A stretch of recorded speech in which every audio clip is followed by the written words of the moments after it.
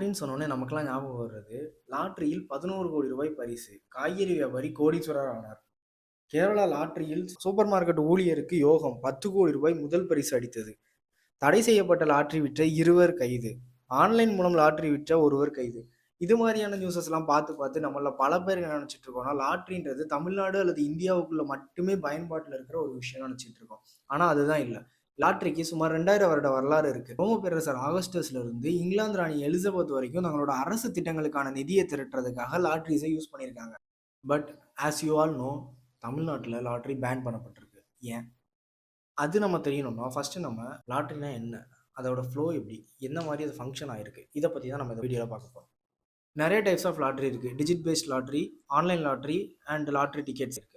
யூசுவலா நம்ம எல்லாருக்கும் பரிச்சயமான லாட்டரின்னு பார்த்தீங்க அப்படின்னா, லாட்டரி டிக்கெட்ஸ் தான். லாட்டரி டிக்கெட்ஸ் அப்படின்னா, இப்போ லாட்டரி ஷாப்ஸ் இருக்கும். நம்ம போயிட்டு டிக்கெட் வாங்குவோம். ரேண்டம் ட்ரா மூலமா அந்த கிளைம் டேட் முடியும்போது, அந்த லாட்டரிக்கான ட்ரான் டேட்ன்னு சொல்லிட்டு அறிவிச்சிருப்பாங்க. அந்த டேட் அப்ப ரேண்டமா ஒரு டிக்கெட்ட செலக்ட் பண்ணுவாங்க. அது ரேண்டம் ட்ரான்னு சொல்லுவாங்க. குலுக்கல் முறை சம்திங் நம்மளோட அண்டர்ஸ்டாண்டிங் படி. அந்த டேட்ல ஒரு லாட்டரி டிக்கெட்ட செலக்ட் பண்ணுவாங்க. அந்த டிக்கெட்ட வாங்குனவங்க யாரோ, அவங்களுக்கு வந்து பிரைஸ் அமௌண்ட் எவ்வளோன்னு சொல்லியிருக்காங்களோ, அந்த அமௌண்ட் கிரெடிட் ஆகும். இதுதான் வந்து லாட்டரி டிக்கெட்டுக்கான முறை.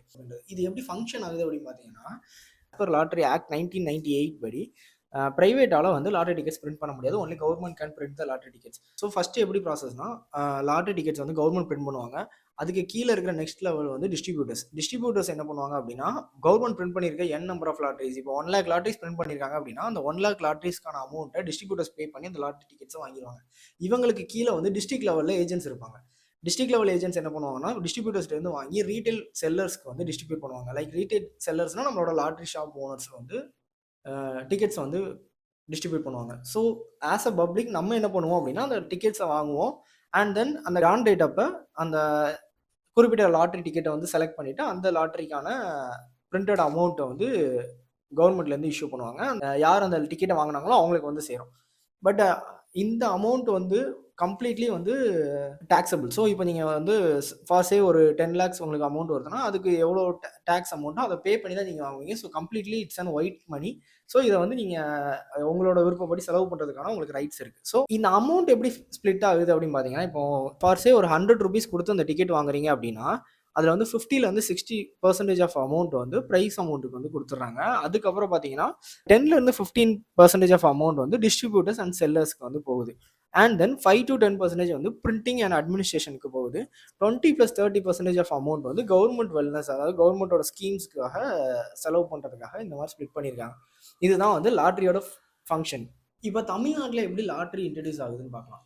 ஃபர்ஸ்ட் ஆஃப் ஆல் லாட்டரி வந்து தமிழ்நாட்டில் சிஎன் அண்ணாதுரை அவர்களால் 1968ஆம் ஆண்டு கொண்டு வர. இதுக்கு முன்னாடி லாட்டரியோட ஃபங்க்ஷனலே தமிழ்நாட்டில் இல்லையா அப்படின்னா அப்படி இல்லை. இதுக்கு முன்னாடி பிரைவேட் லாட்டரிஸ், அதர் லாட்டரிஸ்லாம் இருந்துச்சு. பட் ஸ்டில் தமிழ்நாடு கவர்மெண்ட்டுக்குன்னு ஒரு லாட்டரி உருவாக்குறாங்க அப்படின்னா அது 1968ல சிஎன் அண்ணாதுரை அவர்களால் கொண்டு வரப்படுது.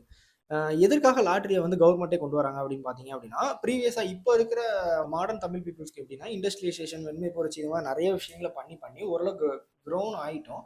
ஸோ இப்போ நமக்கு வந்து வேலை பார்க்குறவங்க மூலமாக இன்கம் டேக்ஸோ அண்ட் கம்பெனி மூலமாக டேக்ஸு, அதுக்கப்புறம் நீங்கள் வாங்குற ஒவ்வொரு பொருளுக்கு மேலேயும் நீங்கள் டேக்ஸ் பே பண்ணுறீங்க. ஸோ இந்த மாதிரி அமௌண்ட்டுனால கவர்மெண்ட்டால் ரெவன்யூ ஏர்ன் பண்ண முடியுது. பட் இதுக்கு முன்னாடி இருந்த ஜென்ரேஷன் பார்த்தீங்க அப்படின்னா, ஜென்ரேஷன் சொல்றத விட அந்த காலகட்டத்தில் இருந்தவங்க எப்படி இருக்காங்க அப்படின்னு பார்த்தீங்கன்னா, மோஸ்ட் ஆஃப் த பீப்புள்ஸ் வந்து விவசாயம் மற்றும் தினசரி வேலை செய்கிறவங்களா இருக்காங்க. இந்த மாதிரி காலகட்டத்தில் கவர்மெண்ட்டால மணி ஏர்ன் பண்ணுறது அப்படின்றது ரொம்ப கஷ்டமான விஷயம். மணி ஏர்ன் பண்ணாமல் ஒரு ஸ்டேட்டோட டெவலப்மெண்ட் அப்படின்றது பெரிய லெவலில் கொஸ்டின் மார்க்காக தான் இருக்கும். ஸோ இந்த மாதிரி நீட்ஸுக்கு என்ன பண்ணுறாங்க அப்படின்னா, லாட்ரி அப்படின்ற ஒரு ஸ்கீம் கொண்டு வரலாம் அப்படின்னு நினைக்கிறாங்க. பிகாஸ் இது வந்து பல இடங்களில் சக்ஸஸ்ஃபுல்லான மாடலாகவும் இருக்குது. காலங்கள் போக போக கவர்மெண்டால இதை ரெகுலேட் பண்ண முடியாத நிலைமைக்கு போயிட்டு இருக்கு. பிரைவேட் டிஸ்ட்ரிபியூட்டர்ஸ் எல்லாமே ரொம்ப பவர்ஃபுல்லாக வராங்க. அண்ட் ஃபேக் டிக்கெட் செல்லிங்ஸ் ரொம்ப அதிகமாகுது. இது மாதிரி நிறைய பிரச்சனைகள் வந்துட்டு இருக்கு. ஸோ கவர்மெண்ட் வந்து கீப் ஆன் ரெகுலேட் பண்ணுறதுக்கு ட்ரை பண்ணிட்டு இருக்காங்க. 1997ல் கலைஞர் கருணாநிதி அவர்கள் என்ன பண்ணுறாங்க அப்படின்னா, தமிழ்நாடு கவர்மெண்டோட டிக்கெட்ஸை தவிர்த்து மிச்ச டிக்கெட்ஸ் எல்லாத்தையும் பேன் பண்ணுறாரு. இந்த பேன்னால என்ன ஆகுது அப்படின்னா, நிறைய private sellers and other state செல்லர்ஸ்லாம் என்ன பண்றாங்கன்னா, வாய்ஸ் ரைஸ் அவுட் பண்றாங்க அண்ட் சுப்ரீம் கோர்ட்ல கேஸும் ஃபைல் பண்றாங்க. மீன்வைல் 1998ல வந்து சென்ட்ரல் கவர்மெண்ட் வந்து லாட்டரி ரெகுலேஷன் ஆக்ட் 1998 அப்படின்னு சொல்லி ஒரு ரெகுலேஷன் பாஸ் பண்றாங்க.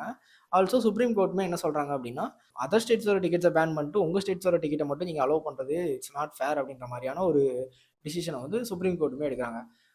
ஆஃப்டர் தட் 1998ல இருந்து 2003 வரைக்கும் லாட்டரி டிக்கெட் செல்லிங் ஆக்டிவ்ல தான் இருக்கு. கண்டினியூஸாக நிறைய pressures, political pressures and then இந்த ஃபேக் டிக்கெட் செல்லிங்ஸ் அண்டு ரொம்ப கஷ்டப்படுற வீட்டில் உள்ளவங்க, அந்த மாதிரியானவங்க வந்து அதிகமாக அந்த லாட்டரி டிக்கெட்டில் அடிக்ட் ஆகி அவங்களோட தினசரி சம்பாதிக்கிற அமௌண்ட்ஸ் எல்லாத்தையுமே வந்து லாட்டரி டிக்கெட் பையிங்க்கு வந்து செலவு பண்ணிட்டு கடைசியில் வந்து நிறைய சூசைட்ஸ் இன்க்ரீஸ் ஆகுது. இந்த மாதிரி நிறைய பிரச்சனைகளை ஃபேஸ் பண்ணுறதுக்கப்புறம் 2003ல் செல்வி ஜெயலலிதா அம்மா அவர்களோட ஆட்சி காலத்தில் வந்து கம்ப்ளீட்டாக பேன் பண்ணலாம் அப்படின்ற ஒரு பிரேவான டிசிஷனை வந்து தமிழ்நாடு கவர்மெண்ட் வந்து எடுக்கிறாங்க. Okay, let's come to the conclusion. அதாவது நம்மளோட வேர்ல்ட் ஹெல்த் ஆர்கனைசேஷன் லாட்டரியை பற்றி என்ன சொல்கிறாங்கன்னா, அதை வந்து சூதாட்டமாக தான் டிக்ளேர் பண்ணியிருக்காங்க. அதாவது நம்ம பேன் பண்ணதுக்கான கான்செப்ட்டுமே அதுதான். ஏன்னா இப்போ ரூ. 100 சம்பாதிக்கிறவங்க ஒரு ரூ. 2 அல்லது ரூ. 1 வந்து மாதத்துக்கு நான் லாட்டரியில் இன்வெஸ்ட் பண்ணுறேன் அப்படின்னு சொல்கிற வரைக்கும் நமக்கு எந்த பிரச்சனையும் இல்லை. ஆனால் ஆக்சுவலாக society will not work in that way. ஏன்னா எல்லாருக்குமே வந்து ஒரு பண தேவை இருக்குது, எல்லாருக்கும் ஒரு நீட் இருக்கும். ஸோ அதை நம்ம யாருமே வந்து இதுதான் ரைட்டு இதுதான் தப்பு, ரூ. 10 தான் சம்பாதிக்கிற நீ ஏன்டா இவ்வளோ ரூபாய் இன்வெஸ்ட் பண்ணுற அப்படின்னு சொல்கிறதுக்கான எந்த முகாந்திரமும் இல்லை. ஏன்னா எல்லாருக்குமே கண்டிப்பாக தேவைன்றது கண்டிப்பாக இருந்துகிட்டே தான் இருக்குது. ஸோ ஆப்வியஸாக சொசைட்டி அந்த மாதிரி தான் ஒர்க் ஆகும். ஸோ ரூ. 10 சம்பாதிக்கிறவன் ஒரு ரூ. 7 ரூ. 8 கொண்டு போய் லாட்டரியில் போடுறதும், ரூ. 100 சம்பாதிக்கிறவனுமே வந்து ஒரு ரூ. 80 90 லாட்டரியில் போடுறது, இந்த மாதிரியான பிரச்சனைகள் வந்து இருந்துட்டு தான் இருக்கும். அதனால நம்மளோட பேனுன்றது நம்மளோட சொசைட்டிக்கு ரொம்ப தேவையான ஒன்றா தான் நான் நினைக்கிறேன்.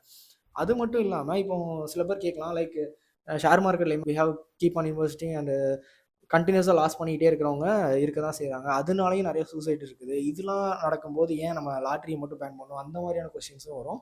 ஆனால் அவங்க வந்து அந்த கம்பெனியோட ஸ்டடீஸ் பண்ணி அதில் இன்வெஸ்ட் பண்ணுறது இஸ் ஃபைன். ஏன்னா அது ஒரு லாஜிக் இருக்குது. அந்த கம்பெனி நல்லா பெர்ஃபார்ம் பண்ணுமா பண்ணாதான்றத எண்ட் ஆஃப் த டே அவங்க டிசிஷன் எடுத்து அதை பற்றி தெளிவாக தரவாக படிச்சுட்டு அதுக்கப்புறம் இன்வெஸ்ட் பண்ணி ஜெயிக்கிறவங்களும் நிறைய பேர் இருக்காங்க. ஆனால் இதில் எந்த மேத்தமெட்டிக்ஸோ இல்லை ப்ராபபிலிட்டி எதுவுமே வந்து இங்கே ஒர்க் ஆகாது. கம்ப்ளீட்டாக லக் பேஸ்டாக இருக்கும்போது நம்ம இதை வந்து அதோட கம்பேர் பண்ணுறது இட்ஸ் நாட் ஃபேர் அப்படின்றது என்னோட கன்க்ளூஷன். உங்களோட கன்க்ளூஷன் என்னன்றதை கமெண்ட்ஸில் சொல்லுங்கள். தேங்க்யூ. இந்த வீடியோ உங்களுக்கு பிடிச்சிருந்தா லைக் பண்ணுங்க, ஷேர் பண்ணுங்க மற்றும் கமெண்ட் பண்ணுங்க. மறக்காம புக்டியூப் தமிழுக்கு சப்ஸ்கிரைப் பண்ணுங்க.